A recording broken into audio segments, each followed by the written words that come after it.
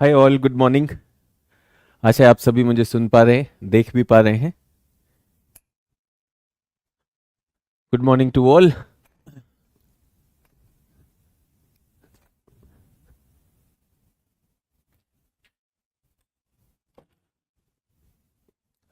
Good morning.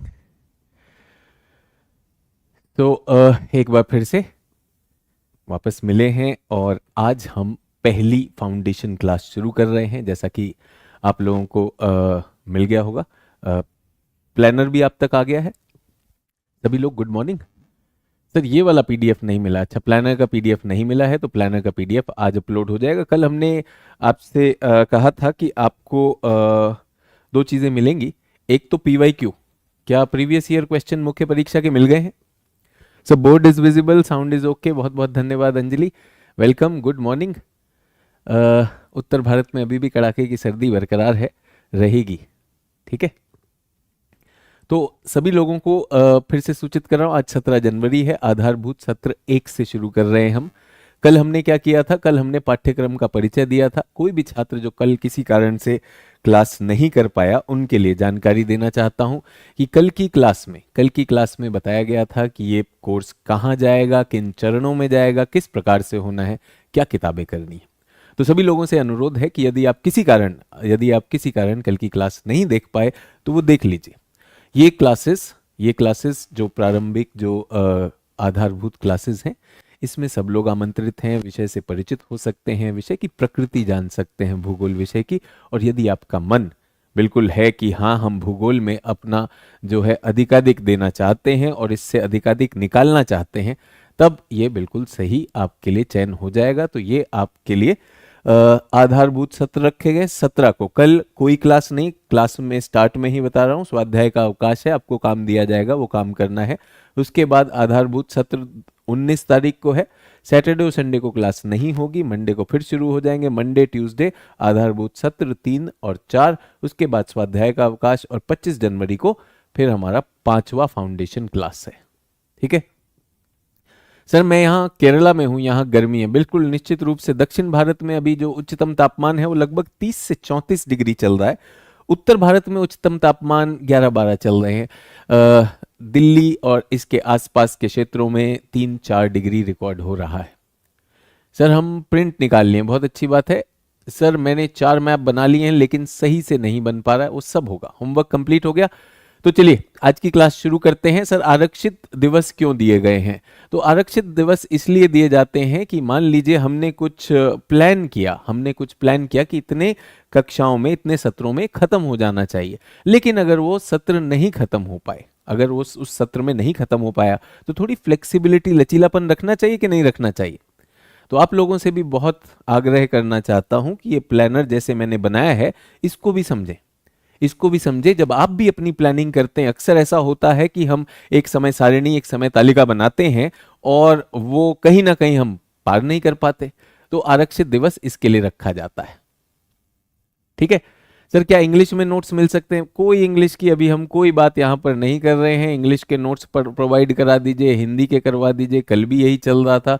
आज मैंने कहा केवल व्यवहारिक प्रश्नों के ही उत्तर दिए जाएंगे। फिर से बता रहा हूं, ये एकदम हिंदी माध्यम के लिए विशुद्ध बैच रखा गया है। ठीक है। प्राची कह रही है सर बुक नहीं पढ़ पाए सर, इसके लिए माफी चाहती हूँ। तो बच्चों, मैंने आपसे पहले भी कहा, होमवर्क आपका कप है।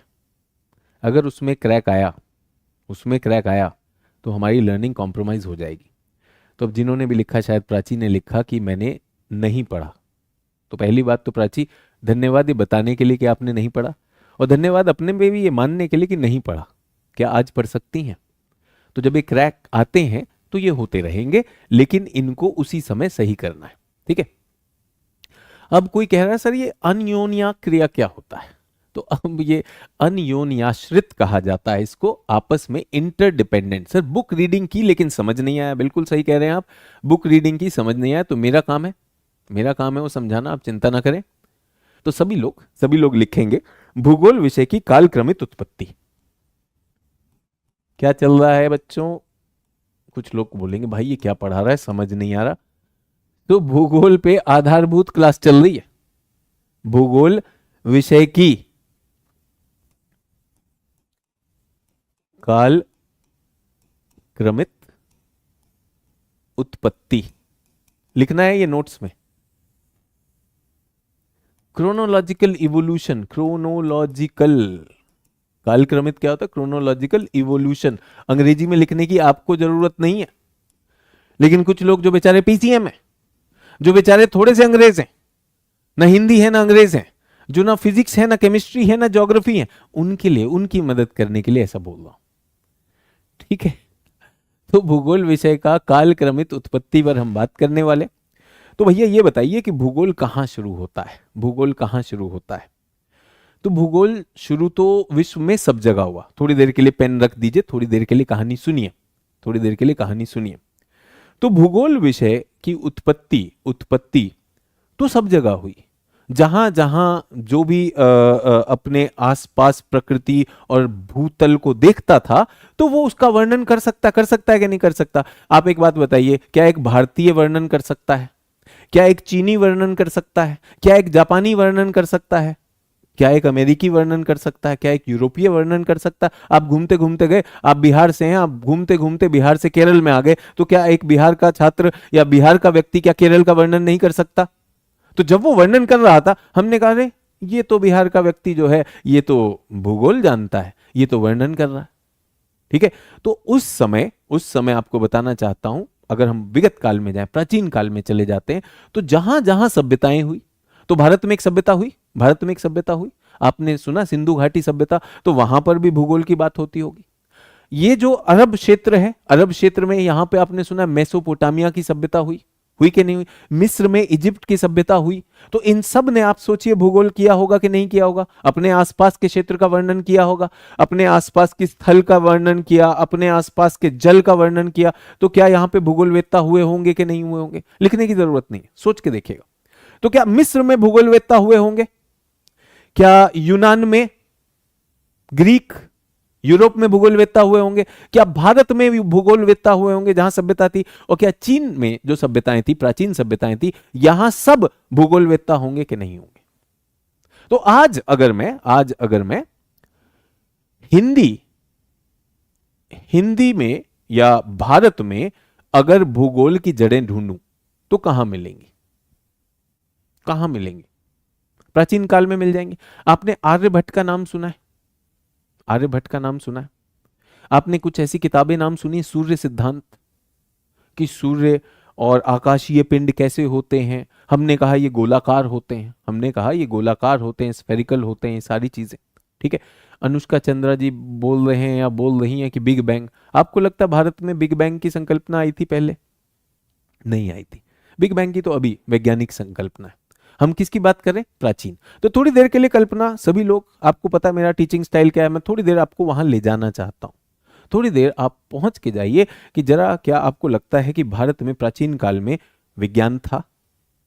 पृथ्वी को क्या आकार माना गया? गोल पिंड माना गया, गोल पिंड, स्फेरिकल शेप माना गया। उसके बाद सूर्य को क्या माना गया? स्फेरिकल शेप माना गया। तो आकाशीय पिंडों की स्टडी को भारत में क्या कहा गया? भारत में उसका नाम क्या रखा गया?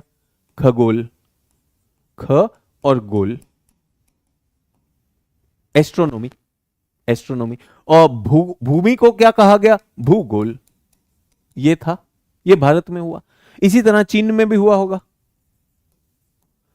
इसी तरह मिस्र में भी हुआ होगा, हुआ होगा कि नहीं हुआ होगा? सब जगह पे हुआ। सर आर्यभट्ट, सर नालंदा, ये मैथ्स गणित, तो हमने कहा आर्यभट्ट की आप बात करते हैं, बिल्कुल आर्यभट्ट की मैं भी बात कर रहा हूं, सूर्य सिद्धांत की बात कर रहा हूं। हमारे पास बहुत सी जानकारी थी, बहुत सी जानकारी थी, बट एक चीज नहीं थी, एक चीज नहीं थी। क्या नहीं था? इंटरनेट नहीं था भाई, इंटरनेट नहीं था। इंटरनेट को तो मारो गोली, टेलीफोन नहीं था, दूर संचार नहीं था। अगर दूर संचार नहीं होगा, दूर संचार नहीं होगा, टेलीफोन नहीं होगा, तो दिक्कत है कि नहीं दिक्कत है? अच्छा एक बात बताइए, आप लोगों ने मुझसे अभी कहा कि सर हमने प्लानर का फोटोकॉपी निकाल लिया, प्रिंट आउट निकाल लिया। क्या आर्यभट्ट जी के पास प्रिंट आउट निकालने की सुविधा थी? सोच के बताइए। आर्यभट्ट जी ने जब किताब लिखी होगी, जब अपने सिद्धांत लिखे होंगे, तो वो एक पृष्ठ पे लिख दिए होंगे, एक किताब बन गई, उसकी कितनी प्रतियां होंगी? सोच के देखिए, उसकी कितनी प्रतियां होंगी? सर एक ही प्रति होगी जो चचा ने लिख दी कि नहीं लिख दी? अच्छा वो प्रति कहां कहां तक चली जाएगी? सर उन्हीं के पास रहेगी, उन्हीं के गांव में रहेगी। रहेगी कि नहीं रहेगी? रहेगी ना। सर तब तो लाइट भी नहीं थी, कुछ भी नहीं था। तो क्या आप समझ सकते हैं कि जो वहां पर विकास हुआ, प्राचीन काल में जो विकास हुआ, वो वहीं पर उन्हीं स्थानों पर सीमित रह गया। क्या ये जानकारी क्या विश्व तक पहुंची? नहीं पहुंची। हम क्या ढूंढ रहे हैं बच्चों? भूगोल की उत्पत्ति ढूंढ रहे हैं। तो भूगोल का जनक किसे माना जाए?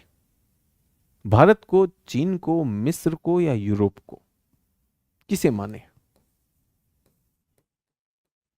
यूरोप में प्राचीन सभ्यता आती है यूनान की सभ्यता, यूनानी सभ्यता और रोमन सभ्यता। और मिस्र आ गया, बेबीलोन आ गया, मेसोपोटामिया आ गया ईरान में, ठीक है, सुमेर आ गया, सुमेरियन। किसे डालें, कहां था भाई, जल्दी बताइए। अखिलेश कह रहा प्राचीन के लोग। अखिलेश प्राचीन तो सारे ही है ना, ये सारे प्राचीन मैंने कर दिए बच्चे। तो ये बताइए मुझे, जल्दी से बताइए, आपको अगर कहा जाए, आप अपने को अगर इतना मान दें कि विश्व के भूगोल की अगर जड़ ढूंढनी है, कहां से प्रारंभ हुआ, क्या लीजिएगा? रवि कह रहा है सबका मिला जुला संगम। रवि मेल जोल था नहीं ना बच्चे, एक ही प्रति है, वो कहां जाएगी? छाप तो सकते नहीं आप। तो ऐसे तो भारत में हुआ, लेकिन किन्हीं कारणों से वर्ल्ड को पता चला, उसे मना जाए, ठीक है। तो ये आपको पहले तो एक बात बताइए, समस्या आई कि नहीं आई? सभी लोगों को समस्या आई कि अगर किसी की जड़ ढूंढनी हो। आप बार बार सुनते हैं कि लोगों ने भारत के इतिहास को मिटा दिया और हम तो सब जानते थे। ऐसा सुना है, नहीं सुना आपने? तो आप खुद समझिए कि ये समस्या आ गई कि नहीं आ गई, कि जड़ें कहां हैं। अगर चीन में है, अगर चीन में है तो हमें पता नहीं भाई। कोई कह रहा अरस्तु का काल, तो अरस्तु तो यूनान में हो गए। सर मिस्र से होगा, होगा या नहीं होगा? पहले तो ये बताइए समस्या है कि नहीं भाई। तो जो सबसे पहले आई सभ्यता, मानसी ये तो पता भी नहीं था कौन सी सभ्यता कहां है ना। सबसे पहले तो अफ्रीका से निकले मानव। तो कंफर्म करना थोड़ा मुश्किल है, ठीक है। चलिए, तो एक तो समस्या, आप लोग बहुत समझदार लोग हैं, आपने कह दिया हाँ सर समस्या तो हमें समझ में आती कि समस्या तो है, ठीक है। हम क्या कर रहे हैं? भूगोल की जड़ें ढूंढने जा रहे हैं। हम अपने अपने वैकल्पिक विषय कहां से शुरू हुआ उसकी जड़ें ढूंढने जा रहे हैं। और हमें समस्या क्या आ गई है कि भाई सब अपना अपना जानते थे, सबके पास अपना अपना ज्ञान था, सब अपने अपने क्षेत्र में लगे हुए थे, सबके पास अपनी अपनी कॉपी थी, ठीक है नहीं?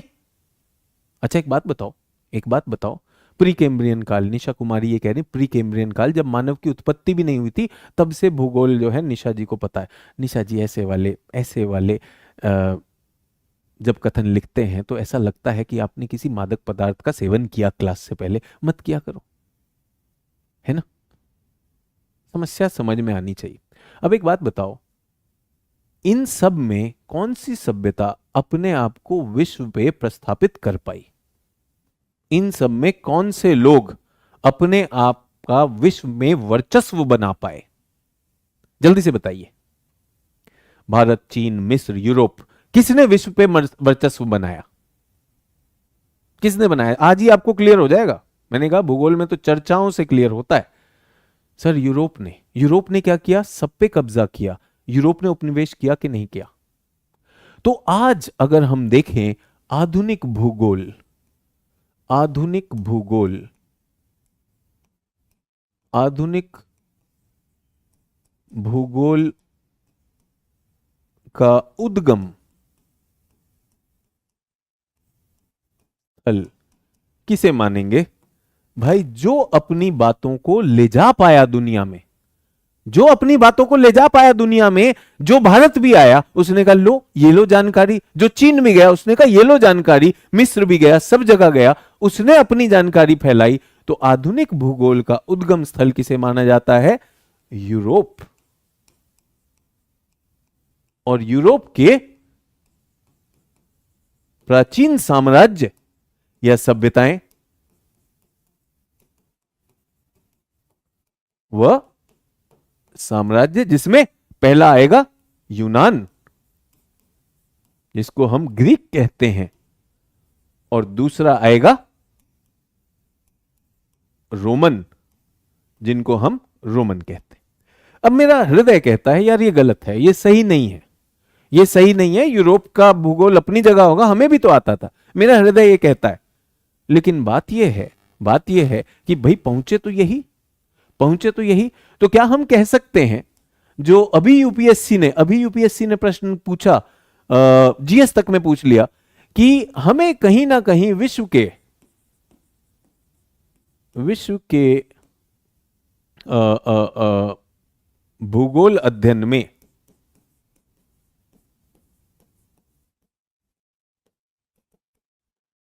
यूरोसेंट्रिसिटी दिखाई देती है, यूरोसेंट्रिसिटी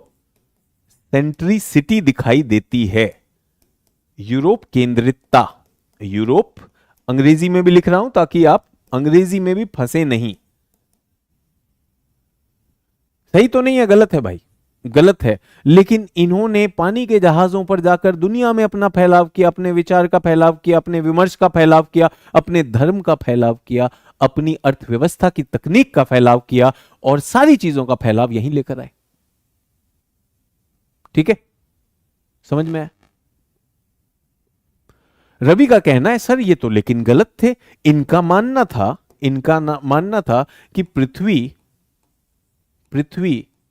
एक चपटी तश्तरी है, earth is a flat disc, earth flat disc. लेकिन हम लोग ज्यादा जानते थे, हमको तो पता था पृथ्वी गोल है, और ये बेवकूफ क्या बता रहे थे कि पृथ्वी क्या है, फ्लैट डिस्क है, तो चपटी मानते थे। तो रवि ने कहा सर ये तो चपटी मानते थे, ये तो वो है। भाई जिसकी लाठी उसकी भैंस। लाठी किसने चलाई? लाठी इन्होंने चला ली उपनिवेशिक काल में, जिसको हमने कहा कोलोनियलाइजेशन।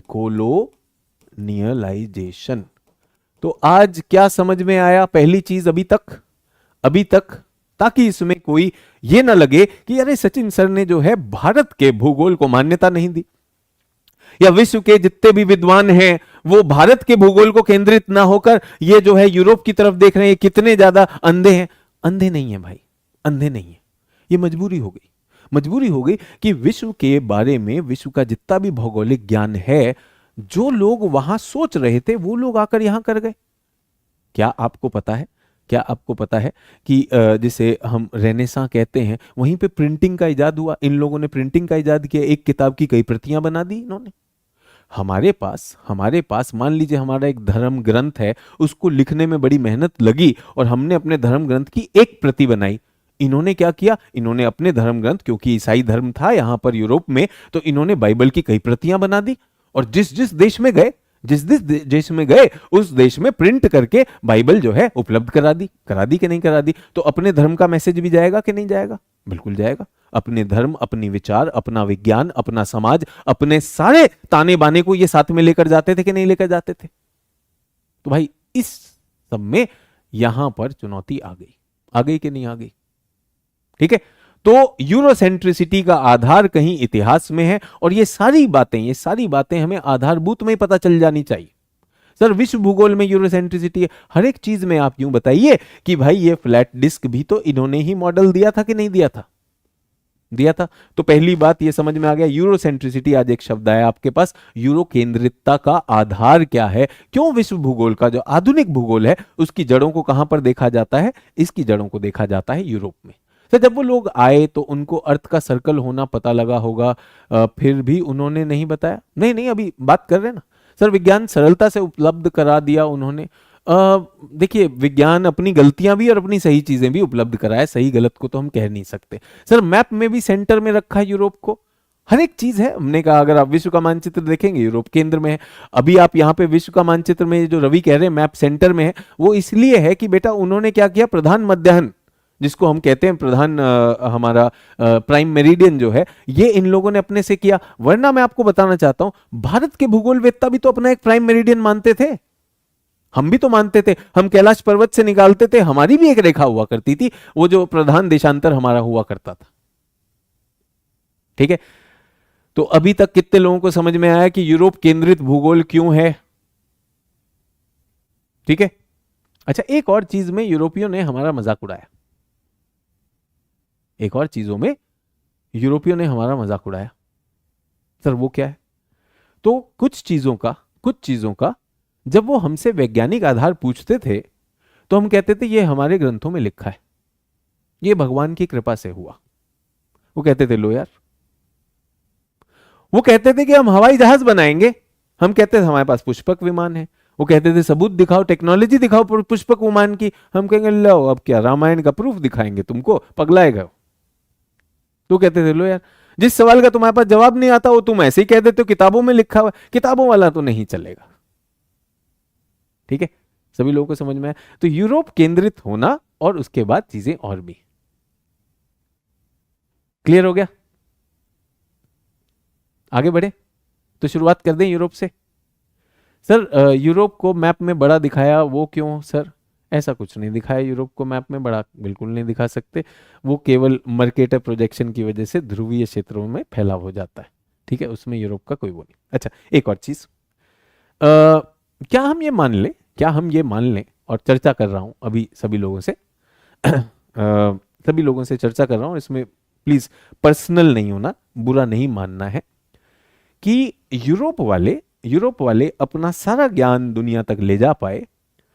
क्या यूरोप वाले क्या सारे गलत थे? क्या आपको लगता है यूरोप वाले सारे गलत थे? क्या उनके अंदर भी उन्हीं के आलोचक नहीं होंगे? जो आज मैं उनकी आलोचना कर रहा हूं, तो क्या यूरोप में यूरोप के आलोचक नहीं होंगे? क्या यूरोप में जब ब्रिटेन जो है भारत में जो यहां पर क्रूरता करता था, क्या ब्रिटेन में ही ब्रिटेन के लोग ब्रिटेन की सरकार का आलोचना करते थे कि नहीं करते थे? करते थे ना, कि भाई ये गलत बात है, ये आप भारत में मानवाधिकारों का हनन कर रहे हैं। तो वहां पर भी आपने देखा होगा जब ब्रिटेन ने भारत को छोड़ा तो यहां से तो दबाव था ही था, अपना भी दबाव था कि नहीं था? तो ऐसा नहीं है वो सारे बेवकूफ हैं। तो स्टार्टिंग में अगर उन्होंने कहा फ्लैट डिस्क है, तो क्या आपने सुना अरस्तु ने कहा नहीं है? स्टार्टिंग में ये मानना था कि ये फ्लैट डिस्क है, बाद में यही यूरोप से यूनान में ही अरस्तु ने कहा ये नहीं है। अरस्तु ने कहा पृथ्वी गोल है, स्फेरिकल है। तो इसके भी हमें प्रमाण मिल जाएंगे, यहीं पर मिल जाएंगे। मिल सकते हैं कि नहीं मिल सकते? तो हमें थोड़ा सा धैर्य रखना होगा कि इनको हम समझ लेते हैं, समझ ले हम थोड़ा सा समझ ले। तो पहला, शुरुआत के प्रारंभ में मैंने जैसे आपको भूगोल बताया कि भूगोल की परिभाषाएं, जो पहली परिभाषा श्रीमान हार्टसोन की जो हमने परिभाषा ली, वो कहता था वर्णन कर दीजिए, व्याख्या कर दीजिए। वो कोई भी कर सकता है भाई, विश्लेषण लाइए, विश्लेषण लाइए। ये पहला हमने आपको आज बात बताई। दूसरी बात जो हम आपको बताना चाह रहे हैं, वो ये बताना चाह रहे हैं कि भूगोल तो आपके अंदर से आएगा, भारत में भी था, सब में था, लेकिन हम किन्हीं कारणों से भूगोल का जो क्षेत्र है उसे किसे मान के चलेंगे? उसे मान के चलेंगे यूरोप को। ठीक है, चलिए। तो हमने क्या शीर्षक दिया हुआ है? भूगोल विषय के कालक्रमित उत्पत्ति। शुरू करें? ठीक है, शुरू करते हैं। पहला,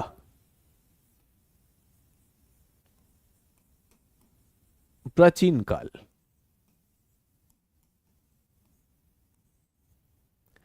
प्राचीन काल में इसे रोमन या पहले यूनानी लिखना चाहिए क्योंकि ग्रीक्स पहले थे। यूनान व रोमन काल।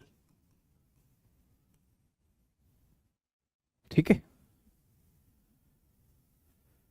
यहां भौगोलिक विचारधाराओं का जन्म पाया जाता है। भौगोलिक भौगोलिक विचारधाराओं का जन्म यहां पर हुआ।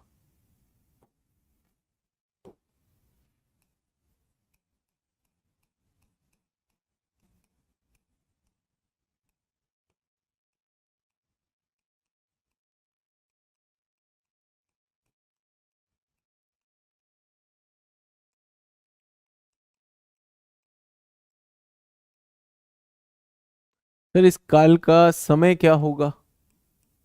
ये आप मान लीजिए ईसा पूर्व 14वीं शताब्दी, 14th century BC to 2nd century AD.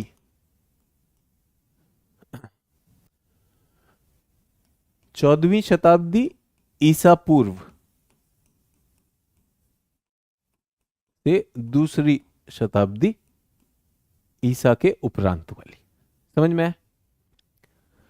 सब बट एनालिसिस नहीं किया था इंडिया ने। इंडिया और अब यूरोप वाला हम छोड़ दें, हम कह दें कि यहां पे भूगोल विचारधाराओं का जन्म हुआ। ठीक है, तो यहां मूलतः क्या काम हुआ? यहां मूलतः वर्णन हुआ। क्या हुआ?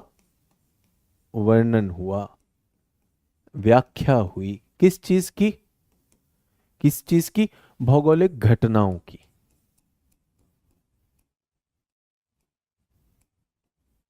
घटना व पृथ्वी की।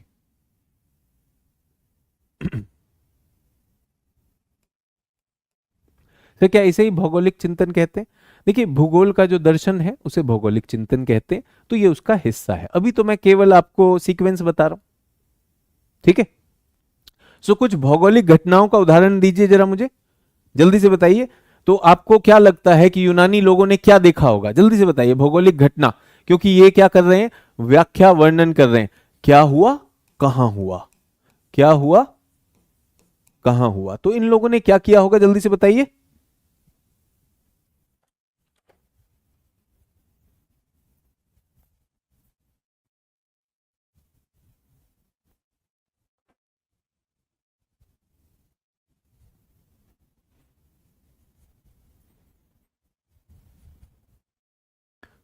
सर, इन्होंने भूकंप के बारे में बताया, तारों के बारे में बताया, तारामंडल के बारे में बताया, ज्वालामुखी के बारे में बताया। बिल्कुल सही कह रहे हैं आप लोग। सर, साइक्लोन बताया होगा। ठीक है, ये सारी चीजें इन्होंने बताई, बताई कि नहीं बताई? तो इन्होंने ही पहले मानचित्र भी बनाने शुरू किए। तो इन्होंने विश्व की खोज और विश्व के मानचित्र इन्होंने ही बनाने शुरू किए। ठीक है, तो पृथ्वी की खोज, पृथ्वी पे अलग अलग स्थान, पृथ्वी का मानचित्र इन लोगों ने किया। ठीक है, इन्हीं लोगों ने पृथ्वी का आकार भी बताया, आकार भी बताया, पृथ्वी का प्रकार भी बताया। जैसे हमने क्या कहा? तश्तरी। ठीक है, इन्होंने ही मापन शुरू किया, मानचित्रावली यहीं पर शुरू हुई, खोज भी यहीं पर शुरू हुई। पहला पृथ्वी का मानचित्र कैसा बना? जल्दी से बनाइए, मैंने पहले भी अपनी क्लासेस में बताया है। ये हमारा पहला मानचित्र है, ये प्राचीन यूनानी मानचित्र। क्या है ये? यूनान का मानचित्र है। ये क्या है? एक तश्तरी, फ्लैट डिस्क है, जिसमें यहां पर एशिया है, यहां पर यूरोपा है, यहां पर यूरोपा है, और यहां पर क्या है? लीबिया, जिसको बाद में उन्होंने अफ्रीका कहा। ये पेंजिया वाले भूल जाओ, ये पेंजिया नहीं है भाई। उन लोगों को पेंजिया नहीं पता था, उन लोगों को पेंजिया नहीं पता था, इनको सीमित ही पता था। कितने महाद्वीप है इनके हिसाब से? 3 महाद्वीप है, और इनका विश्व क्या था? भू केंद्रित विश्व, भू केंद्रित विश्व।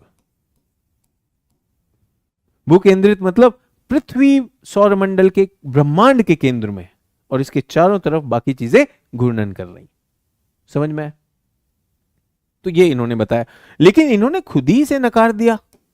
इन्होंने क्या किया? खुद ही इसे नकार भी दिया, और इन्होंने बताया नहीं नहीं नहीं, ये क्या है? पृथ्वी तो गोलाकार है, गोलाकार पिंड है। ये किसने बताया? एक दर्शन शास्त्री अरस्तु ने बताया। ये किसने बताया? अरस्तु ने बताया। और सूर्य केंद्रित सौरमंडल, सूर्य केंद्रित सौरमंडल, ये किसने बताया? ये किसने बताया? जल्दी से बताइए। ये आपने सुना होगा, कॉपरनिकस।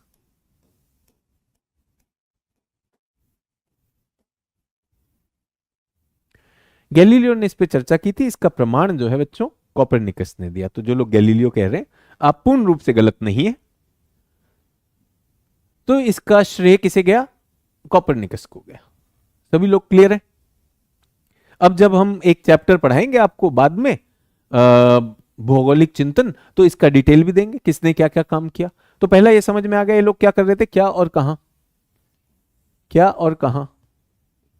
ठीक है, इन लोगों ने क्या किया, स्थानों की खोज की बहुत जगह। और मैं तो कह रहा हूं ये व्यापार व्यापार और ट्रेड के चक्कर में इनको जानकारी मिली। व्यापारी जाया करते थे, इधर उधर की जानकारी लेकर आते थे। तो ये कैसा काल था, ये जानकारी आधारित काल, जानकारी थी। उसके बाद तार्किकता का काल था। कुछ दार्शनिक जैसे अरस्तु वो तार्किकता से साबित करते थे। लेकिन क्या ये वैज्ञानिक काल था, क्या ये वैज्ञानिक काल था? नहीं, ये वैज्ञानिक काल नहीं था। समझ में आया सभी लोगों को? तो पहला काल क्या हो गया, प्राचीन काल, याद रहेगा प्राचीन काल। सर पृथ्वी तश्तरी से इतना आगे इनका साइंस कैसे चला गया अनुष्का?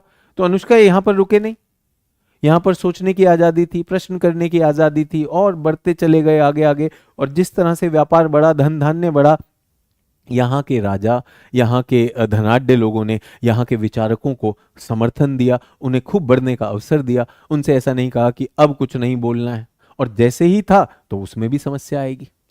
सर तारों के बारे में भी बताया, तो मैंने कहा इन्होंने भूगोल खगोल सब पे काम किया, सब पे काम किया, विज्ञान पे भी काम किया बच्चों, दर्शन पे भी काम किया। ठीक है कोई कह रहा है इनको नोट्स में ऐसे ही लिख लें क्या?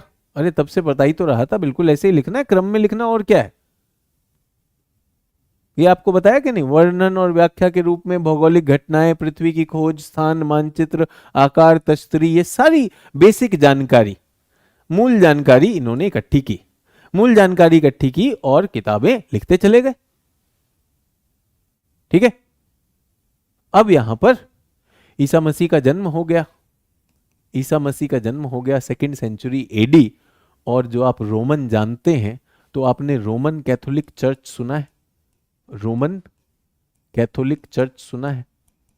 तो यहां पर अब धर्म भी आ गया है।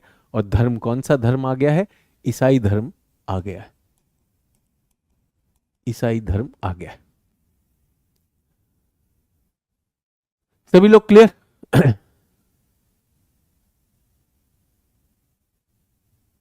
माउंटेन, वोल्केनो, सारी सारी भौतिक घटनाएं, भौगोलिक घटना बता दी ना, कैसी घटनाएं, भौतिक घटनाएं, नेचुरल, प्राकृतिक। सर भूकंप आया, मानवीय भी करेंगे, कृषि कैसे होती है, बाढ़ कैसे आती है, सारी चीजें इन्होंने की। ठीक है, पंकज कह रहे हैं एक्चुअली में कैसे पता चला? बेटा बहुत सारे गणितज्ञ हैं, बहुत सारे गणितज्ञ हैं जिन्होंने अपनी गणित से कैलकुलेशंस की, सूर्योदय से सूर्यास्त तक, तारों के उदय से अस्त तक। उसके बाद क्या हुआ, हमारे पास टेलीस्कोप आ गया, दूरबीन आ गया, हम और चीज़ों को समझने लगे, और चीज़ों को समझा तो और भी ज़्यादा चीज़ें हमें समझ में आने लगी। और अंततः तो विज्ञान जो है, अब तो हम सैटेलाइट भी प्रक्षेपित कर लेते हैं, रॉकेट प्रक्षेपित कर लेते हैं, हम चंद्रमा तक चले गए, हम अन्य ग्रहों में जाने की कोशिश कर रहे हैं। तो ऐसे पता चल गया। ठीक है, सभी लोग क्लियर? सर ईसाई धर्म तो यहूदी के बाद आया। देखो ईसाई धर्म कब आया, यहूदी धर्म कब आया, इस्लाम कब आया, हिंदू धर्म कहाँ से आया, कब तक रहा, क्या जड़ें हैं, बौद्ध धर्म कहाँ आया, वो क्लास नहीं है। ठीक है, सीमित जानकारी का खेल ना करें। ईसा मसीह जब हो गए हैं तो उसके बाद रोमन एम्पायर आ गया, और रोमन एम्पायर में रोमन कैथोलिक चर्च हो गया। सर जी दार्शनिक थे अरस्तु, तो उन्होंने कैसे बताया पृथ्वी गोल है? तर्क देकर। दार्शनिक का काम क्या होता है? दार्शनिक का काम होता है तर्क देना। तो अरस्तु के गुरुजी का नाम था प्लेटो। आपने प्लेटो सुना? प्लेटो। तो प्लेटो एक दिन क्लास में आए, प्लेटो एक दिन क्लास में आए, उन्होंने कहा पृथ्वी जो है, पृथ्वी गोलाकार है। पृथ्वी क्या है? गोलाकार है, स्फेरिकल। तो छात्रों के पास ये नहीं था कि चैट भी हो, वो कुछ भी पूछ लें, है ना। छात्रों के पास कुछ भी नहीं था। किसी ने कहा प्राची उन्हें कैसे पता चला कि अर्थ फ्लैट है? अरे यार छोटे बच्चे को पता चल जाएगा अर्थ फ्लैट है। आप एक बात बताइए, छोटे बच्चे को नहीं पता चलेगा कि मैं पृथ्वी देखता हूं तो पृथ्वी चपटी है। ये कह रही हैं ये कैसे पता चला पृथ्वी चपटी है? पृथ्वी चपटी तो सामान्य दिखती है, आप घर के बाहर देखो चपटी दिखेगी, पृथ्वी को गोल कहना बड़ी बात है? बताओ यार, ये तो मतलब दर्शन का क्या, ये तो दूरदर्शन भी नहीं कर पा रही हैं जो भी हैं। सर ये कैसे पता चला अर्थ फ्लैट है? अपने मोहल्ले के छोटे बच्चे से पूछो, बेटा धरती दिख रही है, क्या आकृति है? छोटा बच्चा कहेगा दीदी फ्लैट है, दीदी ऐसे समतल है। फिर बताना नहीं बेटा तुमको बहुत छोटा दिखाई देता है, पृथ्वी का पूरा आकार अगर देखोगे ना तो ये गोलाकार है कि नहीं? ट्रू। सर जी जियो जानना क्यों जरूरी है, दीपक कुमार जी कह रहे हैं। दीपक कुमार जी कोई जरूरत नहीं है यार, ये तो आप फालतू में आ गए एग्जाम के चक्कर में, छोड़ दो। कह रहा क्यों जानना जरूरी है? अपने आसपास जो भी चीजें, आप एक बात बताइए, मैं पृथ्वी पर रहता हूँ, ठीक है, मैं पृथ्वी पर रहता हूँ और बार बार ये पृथ्वी हिलती है, भूकंप आते हैं, मैं जापान में हूँ, तो क्या मुझे इसका कारण नहीं जानना चाहिए? अगर मैं जानूंगा तो क्या मैं इस क्षेत्र में सामंजस्य के साथ बेहतर रह सकता हूं कि नहीं रह सकता हूं? है कि नहीं? उसके बाद सोचिए कि मैं कृषि में हूं, मैं किसान हूं और मैं राजस्थान में हूं, और राजस्थान में मैं क्या उगाना चाहता हूं? मेरा मन है कि मैंने सुना यार लोग गन्ने में बहुत पैसा कमा रहे हैं, मैं गन्ना उगाना चाहता हूं, तो मैं क्या करूंगा? मैं गन्ना उगाने लगूंगा। क्या मेरा गन्ना उगेगा राजस्थान में? नहीं उगेगा सर, अगर आपके पास सिंचाई की व्यवस्था है तो नहीं उगेगा। तो क्या मुझे अगर भूगोल की समझ होगी तो क्या मैं निर्धारित कर सकता हूँ कहाँ पे कौन सी फसल होगी? होगी कि नहीं होगी? कर सकता हूँ। अच्छा, मैंने दिल्ली शहर में देखा कि दिल्ली शहर में बहुत सारे लोगों का प्रवसन होता है, बहुत सारे लोग दिल्ली आकर बस जाते हैं और दिल्ली में भीड़ बहुत हो गई, यातायात की बहुत समस्या है। तो क्या भूगोल मुझे बता देगा कि यहाँ पे कहाँ पे सड़क निर्माण बेहतर रहेगा, किस तरह से जहाँ पे ज़्यादा ट्रैफिक होता है वहाँ की सड़कें चौड़ी कर दूं, पतली कर दूं? क्या भूगोल मदद करेगा? करेगा कि नहीं करेगा? करेगा ना। अच्छा एक बात बताइए, भारत में समान विकास नहीं हुआ, कुछ क्षेत्र भारत में पिछड़े रह गए, मुझे उनका विकास करना है, तो क्या मुझे पता चलना चाहिए कि भारत में कौन से क्षेत्र पिछड़े रह गए? पहले उनका भौगोलिक अध्ययन करना पड़ेगा ना, क्षेत्रीय अध्ययन। फिर मैंने अध्ययन किया और फिर मैंने पता लगाया अच्छा ये तो पीछे रह गए हैं यार, तो फिर मैं कारण ढूंढता हूँ, कारण ढूंढे, उनका विश्लेषण किया कि भाई क्यों पीछे रह गया। अच्छा यहाँ की जो मानव संसाधन है वो प्रशिक्षित नहीं है, ओहो यहाँ पर तो ये प्रदूषक है, यहाँ इसकी कमी है, यहाँ पूंजी की कमी है। तो क्या ये भूगोल मेरी मदद करेगा कि नहीं करेगा? करेगा कि नहीं करेगा? अब बताओ उस चंपक का क्या जवाब दूं, सर भूगोल क्यों जानना चाहिए? बेटा चंपक तुम्हें तो इसलिए जानना चाहिए क्योंकि तुम सोच रहे हो कि यूपीएससी में इससे तोड़ोगे, ऐसे ना तोड़ पाओगे। जब तुमसे हिंदी पढ़ी नहीं जाती, अंग्रेजी पढ़ी नहीं जाती, सपना ले रहे हो किसका? ऐश्वर्या राय का, कटरीना कैफ का। सपना तो कोई ले सकता, आंख बंद करो अभी ले लो। कटरीना से मिलना भी तो पड़ेगा, मिलना पड़ेगा कि नहीं? और कटरीना का मतलब चक्रवात कटरीना की बात कर रहा हूँ, कहीं तुम कुछ और सोच रहे हो। पूछा सर ज्योग्राफी का काहे पढ़ना चाहिए, ये बताए थे, ये अचानक प्रकट हो जाएंगे। और आज फिर बेकार में मैंने कमेंट पढ़ लिया, आपको यहाँ पर लिख के दिया ना मैंने। भूगोल का उद्देश्य पृथ्वी की सतह का वर्णन था और वर्णन के बाद ये बताया विश्लेषण। और क्योंकि क्योंकि आपको नहीं पता था इसलिए आपको उसका उदाहरण देकर बताया। तो अगली बार मैंने कहा ना, आधारभूत क्लास इसीलिए दी जाती है, पब्लिक को पता ही नहीं हम पढ़ क्यों रहे, पब्लिक को पता ही नहीं हम पढ़ क्यों रहे होते। डिग्री क्या होती, डिग्री क्या होती? आपने जो शिक्षा में इतना पैसा लगाया उसकी रसीद है भाई डिग्री। आपने इतने वर्षों जो समय और पैसा लगाया उसकी रसीद होती डिग्री। ज्ञान तो बहुत बड़ी चीज है भाई, है कि नहीं? तो ये मजे से पूछ रहा है कि सर भूगोल काहे का है और ये सारी चीजें, और हिंदी हमें आती नहीं, अंग्रेजी हमें आती नहीं।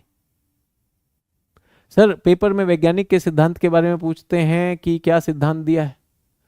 बेटा आपको विगत वर्ष के प्रश्न कल ही डाले गए हैं अंकित जी, कल ही डाले गए हैं, देखेंगे कि नहीं देखेंगे? तो प्लीज देख लीजिए। क्लियर है यहाँ पर सभी लोग? तो प्राचीन लोगों ने क्या किया, प्राचीन लोगों ने हमारे लिए जानकारी इकट्ठी की, तार्किकता इकट्ठी की। और किसी ने मुझसे पूछा था कि पृथ्वी गोलाकार है तो ये कैसे उनको पता चल गया, उनके पास विज्ञान नहीं था और एक दार्शनिक कैसे कर सकता है। लेकिन फिर अचानक एक महादार्शनिक भारत से पैदा हुई, उन्होंने पूछा सर ये कैसे पता चलेगा पृथ्वी चपटी है? तो महादार्शनिक के उत्तर आशा है मिल गया होगा, उस महादार्शनिक को किसी बच्चे से पूछ लीजिए वो बता देंगे। ठीक है, तो गोलाकार तो प्लेटो आए अपनी क्लास में, बोले कि भाई पृथ्वी गोलाकार है। तो छात्रों ने कहा मास्टर जी ऐसे कैसे हो गया कि गोलाकार है। लेकिन छात्र आप जैसे हो नहीं सकते थे। उस समय इस तरह से मास्टर जी के ज्ञान पर प्रश्न चिन्ह नहीं लगाया जाता था। तो छात्रों ने कहा बिल्कुल ठीक है सर। छात्रों ने कहा बिल्कुल ठीक है सर, लेकिन आप इस पर थोड़ा सा और प्रकाश डालिए। तो उन्होंने कहा देखिए पृथ्वी को किसने बनाया, दार्शनिक का दर्शन देखिए, पृथ्वी को किसने बनाया, भगवान ने बनाया। भगवान भगवान चीजों को बनाने वाले, अगर भगवान रचयिता हैं तो वो चीजों को कैसे बनाते हैं? उन्होंने कहा चीजों को बड़े सिमेट्री में बनाते हैं। आप मेरा शरीर लीजिए और बीच में से काट दीजिए, मेरा शरीर लीजिए और बीच में से काट दीजिए, तो दोनों जो शरीर के हिस्से होंगे वो एकदम एक दूसरे से समान है या नहीं है? सोच के देखिए। तो उन्होंने कहा भगवान अगर रचयिता है तो भगवान ने वही चीज रची होगी जो सबसे ज्यादा सिमेट्री वाली होगी, और सबसे सिमेट्रिकल आकार क्या है? स्फीयर है। स्फीयर को चाहे जैसा भी काट लो, चाहे जैसा भी काटो, ये सब तरफ से समान होगा। तो इसलिए इसलिए पृथ्वी गोलाकार है। अब आप सोचिए क्या है, वैज्ञानिक बात है? नहीं, वैज्ञानिक बात तो नहीं है, लेकिन तार्किक बात जरूर है। ये क्या बात है? तर्क दे दिया। तर्क तो आप कुछ भी दे सकते हैं, तर्क को तर्क भी हो सकता है कि नहीं हो सकता? तो छात्रों का काम होता था गुरुजी का मैसेज समझना, गुरुजी क्या संदेश दे रहे हैं। अचानक यहां पे अगर आप में से कोई होता, सर हमें क्यों पढ़ना है, पृथ्वी गोल है कि नहीं है, आप तो यही सवाल उठा देते, हम ये पढ़ी क्यों रहे हैं सर। तो यहां पर इस तरह की बात नहीं थी। आप छात्र सोचते थे गुरुजी ने तर्क लगाया तो क्यों नहीं मैं इस तर्क का, अब मैं इस तर्क का प्रूफ, इसका एविडेंस ढूंढूं। तो प्लेटो का छात्र था अरस्तु। उसने गुरुजी के विचारों को साष्टांग स्वीकार किया कि गुरुजी आप इस दिशा में सोच रहे हैं, आपने मेरी आंखें खोली कि मुझे पृथ्वी की, हैं तो हम दार्शनिक, लेकिन पृथ्वी की आकृति के बारे में आपने जो मुझे विषय दिया है, मैं चुनौती लेता हूं गुरुजी, और मैं आपके विषय को और आगे लेकर जाऊंगा। अरस्तु से और आगे लेकर चले गए, अरस्तु और आगे लेकर चले गए, और अरस्तु ने बताया कि पृथ्वी हाँ वाकई में स्फेरिकल है। अब उन्होंने वैज्ञानिक प्रमाण भी दिए। ठीक है, अरस्तु ने कई चीजें की, अरस्तु ने कई तार्किक बातें कही जिनका कोई साक्ष्य नहीं था। तो अरस्तु को एक महान छात्र मिल गए, अरस्तु को एक महान छात्र मिल गए जिनका नाम था एलेक्जेंडर। एलेक्जेंडर, जिसको आपने सिकंदर के नाम से सुना है। अरस्तु ने जो जो कहा क्लास में, सिकंदर ने कहा सर मैं योद्धा हूं, चिंता मत करो, मैं सारी दुनिया में चेक करके आऊंगा जो आपने कहा। आप जगह जगह पे देखेंगे अल सिकंदरिया नाम का शहर होता है। सिकंदर कई चीजें इसीलिए गया क्योंकि अरस्तु ने उसे क्लास में पढ़ाई थी। ये वही सिकंदर हैं जो भारत में जब आते हैं तो ये पंजाब तक आते हैं, पोरस से इनका युद्ध होता है, और जो है युद्ध करके ये अपना वहां पर पोरस से, जो आपने सुना होगा राजाओं में युद्ध होता है, पोरस की हार होती है, तो सिकंदर कहते हैं बोलो तुम्हारे साथ क्या सलूक किया जाए, और पोरस कहते हैं वही सलूक जो एक राजा दूसरे राजा के साथ करेगा। आपने सुना होगा सिकंदर खुश हुआ, सिकंदर ने कहा जाइए आप राज करिए, मैं आपके हवाले करता हूं, मैं वापस लौट रहा हूं। आपने सुनी है कहानी कि नहीं सुनी? लेकिन मैं बताना चाहता हूं सिकंदर यहां तक क्यों आए। जो यूनान के मानचित्र थे, वो यूनान के मानचित्र की पूर्वी सीमा थी सिंधु नदी। पूर्वी सीमा क्या थी? सिंधु नदी। अरस्तु ने क्लास में बताया सिंधु नदी के आगे भी सभ्यताएं हैं, सिंधु नदी के आगे भी साम्राज्य हैं, कभी मौका मिले तो जाकर देखना। इसलिए इसलिए वो आगे आया और उसने यहां तक किया। सर झेलम रिवर को क्रॉस नहीं कर पाया, क्रॉस कर पाया नहीं कर पाया उसकी मर्जी थी, नहीं थी, कहानियां जो भी हों, मैं कहानी की बात नहीं कर रहा हूं। मैंने तो सिर्फ आपको यह बात कही कि यहां पर हमारे पास ऐसे छात्र बैठे हैं जिनके पास इतनी तार्किकता नहीं है कि पृथ्वी जो सतह सपाट दिखती है तो इसका मतलब पृथ्वी को सपाट तो कहा जाएगा। हमारे पास ऐसे भी छात्र हैं जो ये भी तार्किकता नहीं रखते कि भूगोल पढ़ना ही क्यों चाहिए। ठीक है, तो मैं ये कहना चाह रहा हूं तार्किकता को सार्थक किया, निराकार को साकार किसने किया? प्लेटो ने किया। प्लेटो ने निराकार को साकार किया कि एक विचार है। अब उसके लिए उसके पास तथ्य थे या नहीं थे मुझे नहीं पता, और उसके निराकार को और आगे साकार किसने किया? अरस्तु ने। विचार निराकार होते हैं बच्चों, उसको साकार करने वाला व्यक्ति महान होता है। समझ में आया कि नहीं आया?